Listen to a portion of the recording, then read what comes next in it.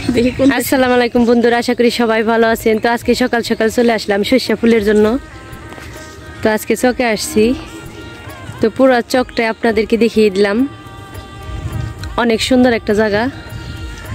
নামো।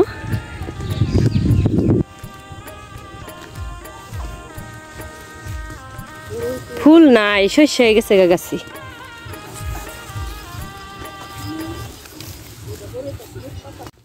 বন্ধুরা, আজকে আমার ছোট জালকে সাথে করে নিয়ে আসছি অল্প কিছু সরিষার ফুল নিব বুড়া খাওয়ার জন্য।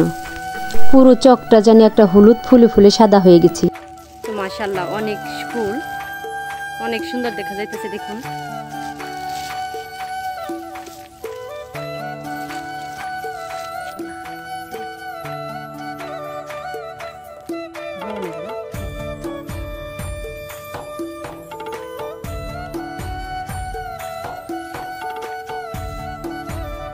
এই জায়গায় অনেক ফুল। এই জায়গায় করতে আমি কয়টা ফুল নিয়ে গেলাম।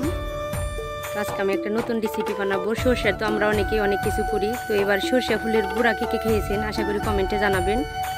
তো আজকে আমি সরষে ফুল দিয়ে বুড়া বানাবো। বাড়িতে আনার পর ফুলগুলো আমি ভালো করে ধুয়ে নিলাম। তো আর আজকে আমি মুসুরির ডাল দিয়ে বুড়া বানাবো। তো ডাল আগে আমি বেটে রেখেছিলাম। তো এই জায়গায় কিছু পরিমাণ ডাল নিচ্ছি আমি। দিয়ে দিলাম কাঁচামরিচ কুচি, পেঁয়াজ কুচি, স্বাদ মতো লবণ, আর সাথে আমি টেস্টি সল্টও দিয়ে দিয়েছিলাম। পরিমাণ মতো হলুদের গুঁড়ো দিয়ে ভালো করে এবার মাখিয়ে নেব।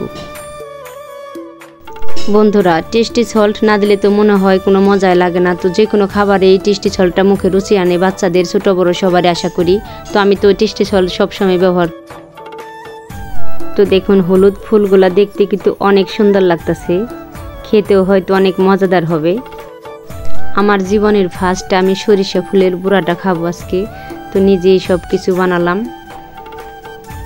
তো ভালো করে এটাকে মাখিয়ে নেবেন।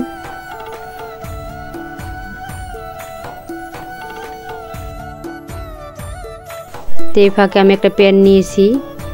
তো প্যানে কিছু পরিমাণ রান্নার রেগুলার তেল দিয়ে দিছি।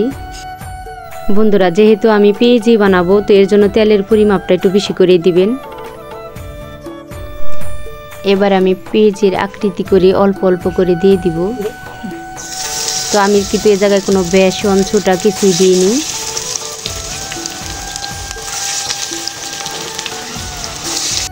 তো বন্ধুরা, পেঁয়াজের এক পাশটা কিন্তু হয়ে গেছে, আরেক পাশটা আমি হওয়ার জন্য ভালো করে উল্টে দিব।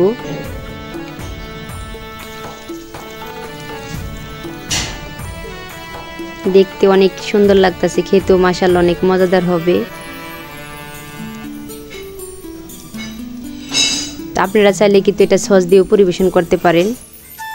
আর যদি হয় সাথে গরম গরম ভাত, তাহলে তো কোনো কথাই নেই। আমি যেদিন আমার বাড়িতে এরকম একটা রেসিপি বানাই, তো তখন হাঁড়িতে একটু বেশি করে চাল দেওয়ার লাগে আমার। বন্ধুরা দেখেন, পেঁয়াজগুলো কিন্তু অনেক সুন্দর হয়ে গেছে, মচমচা, অনেক মজাদার হয়েছে। তো সরষে ফুলের পেঁয়াজি কার কার খেতে ভালো লাগে কমেন্টে আমাকে আশা করি জানাবেন। আর আমার মতো এই রেসিপিটা আশা করি আপনারাও খেয়ে দেখবেন। সরষে ফুলে এখন কিন্তু চকে এখনও অনেক আছে। আল্লাহ হাফেজ, আশা করি সবাই ভালো থাকবেন।